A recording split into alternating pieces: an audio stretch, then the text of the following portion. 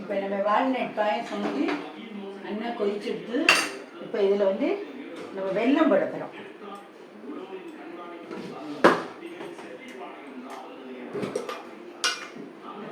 தேவையான அளவு இதுக்கு வெல்லம் போடணும். நான் வந்து உருண்டை வெல்லம் நீங்கள் வாங்கினேன்னா என்ன பண்ணுவோன்னாக்கா பொடி பண்ணி இந்த மாதிரி எடுத்து வச்சுட்டேன்னா உங்களுக்கு டக்கு டக்குன்னு யூஸ் ஆகும். தேவைப்படும்போது இதுமாரி யூஸ் பண்ணிக்கலாம். தேவையான அளவு வெல்லத்தை போடுவோம்.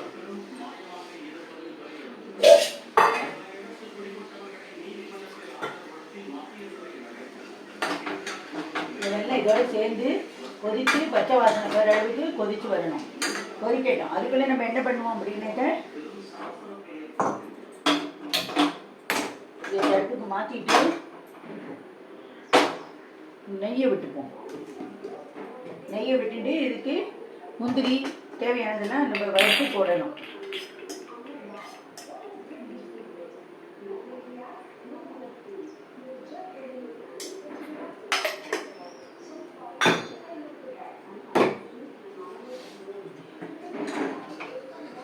இந்த மாதிரி நல்லா கொதிச்சு வருது. கொதிச்சா தான் பச்சை வாசனை போகும்.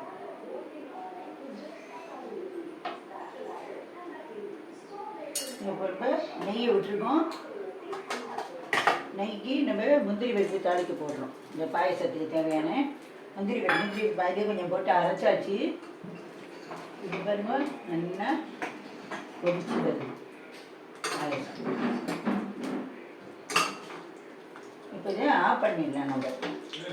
நம்ம நல்லா கொதிச்சு விட்டு இது பாருங்க கொதிச்சு விட்டு நல்லா ருசியாக இருக்கும். அது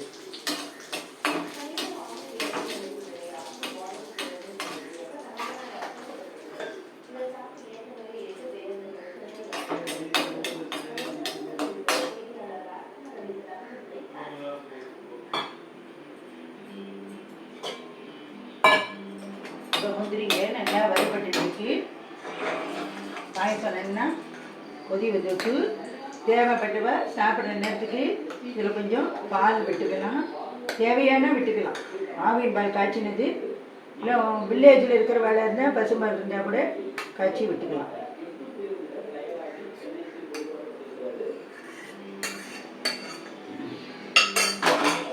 காலத்தில் பாயசம் ஸ்வீட்லாம் அதிகம் யாரும் சாப்பிட மாட்டாங்க பாயசங்கள்லாம். அதனால தான் நான் கம்மியாக பண்ணியிருக்கேன். இப்போ வந்து முந்திரி பருப்பை இதில் தாளிக்கணும். அடுத்தது தேங்காய். தேங்காயில் பல்லுக்கெல்லாம் போடலாம், துருவியும் போடலாம், எப்படி வேணாலும் போட்டுக்கலாம்.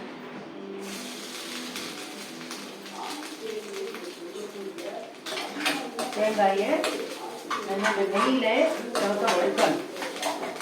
ஏலக்காய்னா நம்ம இதையே அரைச்சி போட்டதுனால தேவையில்லை. திராட்சை பழம் காஞ்ச திராட்சை வச்சுருந்தேன்னா அது கூட நீங்கள் வறுத்து போட்டுக்கலாம். பாயசம் ரொம்ப நல்லா இருக்கும். எல்லாமே ஆப்ஷன் தான்.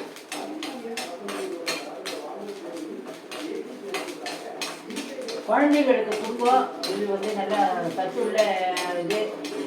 கருப்பு சாப்பிட மாட்டேன், மாப்பிள்ளை சம்பாதிச்சு சாப்பிட மாட்டேன், சுடுதானியை சாப்பிட மாட்டேன், அப்புறம் அந்த மாதிரி இருக்கிறவா, அதுக்கப்புறம் எனக்கு முந்திரி பிடிக்காது, வால்நட் பிடிக்காது, தேங்காய் பிடிக்காது, சில ஐட்டங்கள்லாம் எனக்கு பிடிக்காது அப்படி இப்படிங்கிற வாழ்க்கைலாம் இந்தமாரி பண்ணி கொடுத்துட்டேன்னா அவளுக்கு ஒன்றும் தெரியாது, சாப்பிட்டுக்குவா. இந்தமாரி தாளிப்பு இல்லாமல் இது பண்ணி கொடுத்துருங்கோ. வயசானவளுக்கு பண்ணி கொடுங்கோ. ஹெல்த்தி ட்ரிங்க்ஸாக இருக்கும். எனக்கு சுகர் இருக்கிறவா எப்படி சாப்பிட்றதுன்னா எனக்கு ஒரு நாள் தான் சாப்பிட பதில் சுகர் இருக்கிறவா. அதனால ஒன்றும் பிரச்சனை இல்லை. அதுக்காக நீங்கள் ஒன்றும் நிறைய குடிக்க போகிறதில்லை. ஏதோ ஒரு 1/2 டம்ளர் 1 டம்ளர் குடிக்க. அதில் ஒன்றும் இதுவாகிடாது. இப்போ நம்ம தேங்காய் நல்லா வறுபட்டு எடுத்து அதையும் இதில் போட்டு விடணும்.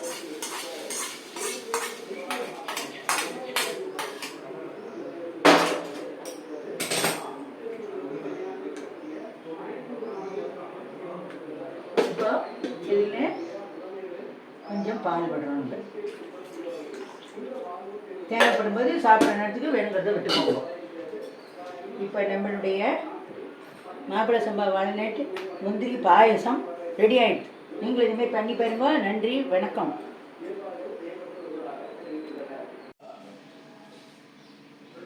வணக்கம்.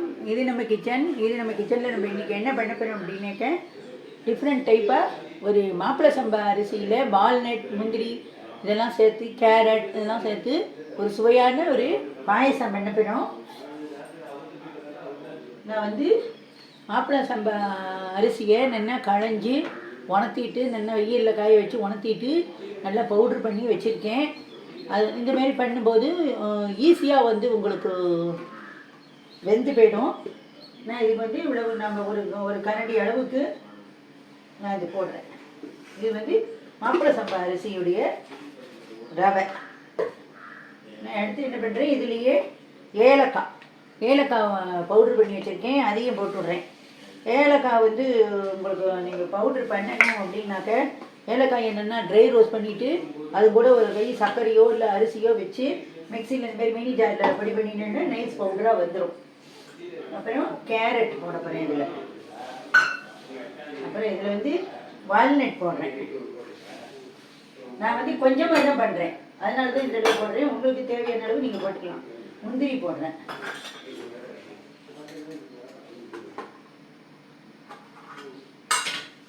தேங்காய் கொஞ்சம் தாராளமாக போட்டுக்கணும்.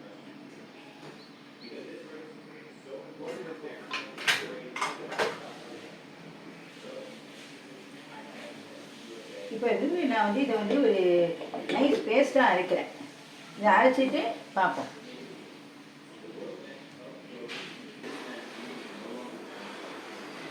இப்போ நம்ம என்ன பண்ணுறோம், இதில் இந்த வால்நட் பாயசத்துக்காக மாப்பிள்ளை கவுனி அரிசியில் வால்நட், முந்திரி, தேங்காய் பாயசம். இதுக்கு நம்ம ஒரு டம்ளர் ஜலம் இதில் கொதிக்க வச்சுருக்கோம். ஜலம் நல்லா கொதிக்க வச்சு நான் அடுத்த சிம்மில் வச்சுக்கிறேன். இதெல்லாம் நான் அரைச்சி வந்தாச்சு. இது கொஞ்சம் ஜலம் விட்டு நான் கரைச்சிக்கிறேன்.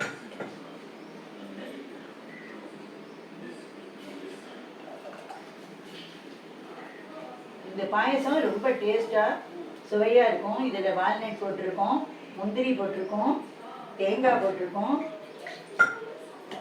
மாப்பிள்ளை சம்பா அரிசி போட்டிருக்கோம். மிக மிக சுவையான ஒரு பாயசம்.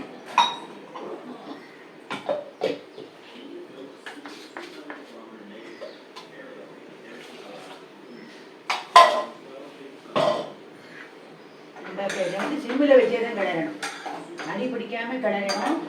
இது நல்லா வெந்து வரணும்.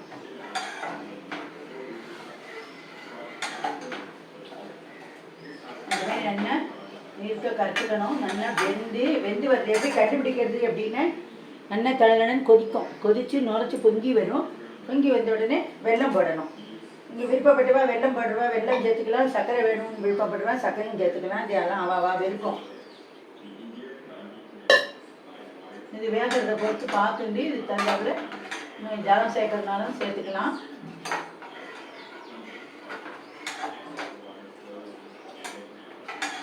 மிக மிக சுவையான பாயசம் இது.